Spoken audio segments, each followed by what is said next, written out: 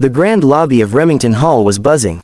Marble floors gleamed, voices echoed against towering glass walls, and the smell of fresh espresso floated in the air. Everyone was there for one reason: the annual Remington Talent Gala, a flashy event meant to find the next prodigy to headline their elite music conservatory. But 14-year-old Ellie wasn't there to be discovered. She was only tagging along with her father, a retired Army veteran who now worked maintenance at the hall. He didn't speak much. Tall, sturdy, with worn boots and calloused hands, he kept to himself, fixing lights and checking soundboards while Ellie wandered silently around the piano displays, her fingers twitching with longing. On the center stage, the CEO of Remington Arts, Clara Westfield, stood like a queen surveying her kingdom. All elegance and confidence, she had a reputation for being brilliant and brutal. She clapped sharply as one performer finished a stunning Mozart piece. "Next," she asked, her eyes scanning the roster. Then they landed on Ellie, leaning against a column, watching the keys like they were sacred. Clara smirked. "You," she called out. "You've been staring at that Steinway for 20 minutes. You play." Ellie hesitated, then nodded slowly. Clara descended the stairs with a predator's grace. "All right, let's make it interesting," she said, eyes gleaming. "If you can play Liszt's La Campanella, and I mean play it, like it was meant to be played, I'll kiss you right here on the cheek."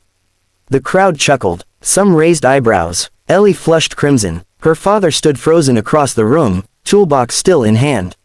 Clara added, louder this time, "You impress me, and maybe you're not just a janitor's kid."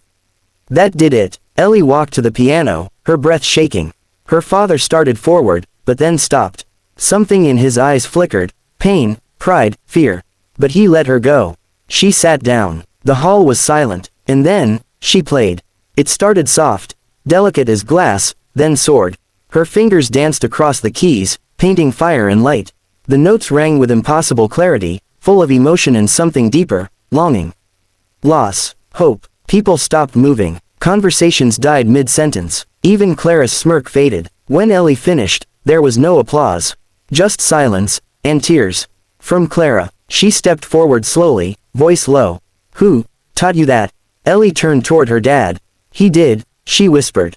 Before his hands started shaking. It hit everyone at once. The scars, the stiff walk, the way he gripped his toolbox too tightly. A veteran, a father, a man who gave his music, his everything, to his daughter. Clara stood still for a long moment. Then she walked past Ellie, and stopped in front of the man.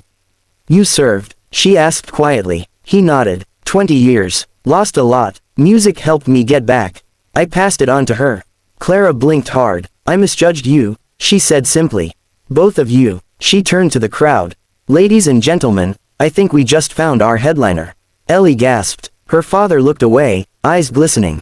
Clara leaned toward the girl and kissed her gently on the cheek. "And I'm keeping my word." The room erupted, but what mattered most wasn't the applause. It was the way Ellie ran to her father and hugged him so tight it almost hurt. It was the way he held her like she was still 5 years old, playing lullabies in their old military housing unit. It was the tears running down his weathered face as he whispered, "You did it, kiddo." The moment didn't just change their lives. It reminded everyone in that grand hall that talent doesn't come from privilege, it comes from passion. That heroes don't always wear medals, they raise daughters who can make the world cry with a single note.